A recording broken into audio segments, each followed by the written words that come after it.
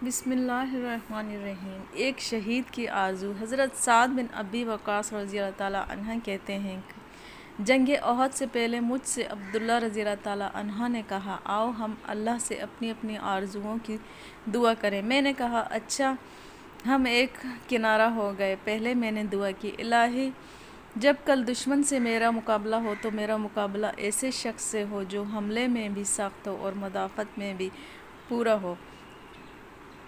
मैं और वो लड़ें। मेरा लड़ना तेरे लिए हो और फिर मुझे फ़तह हो। मैं उसे कत्ल कर दूं, उसका सामान ले लूं। मेरी इस दुआ पर अब्दुल्ला रज़ी अल्लाह ताला अन्हा ने कहा, आमीन। फिर अब्दुल्ला रज़ी अल्लाह ताला अन्हा ने अपने लिए दुआ की, इलाही कल ऐसे मर्द से जोड़ हो जो हमले में मदाफ़त में कामिल हो और हम दोनों लड़ें।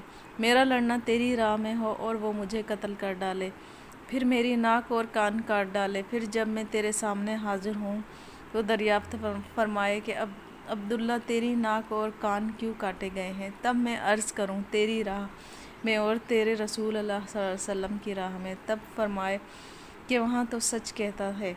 साद रज़ी अल्लाह ताला अन्हा का कौल है कि हज़रत अब्दुल्ला रज़ी अल्लाह ताला अन्हा की दुआ मेरी दुआ से बेहतर थी, चुनांचे वो इसी कैफियत से शहीद हुए थे।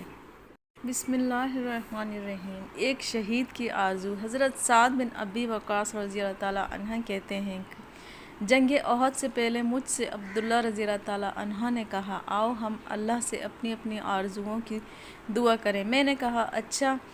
हम एक किनारा हो गए। पहले मैंने दुआ की, इलाही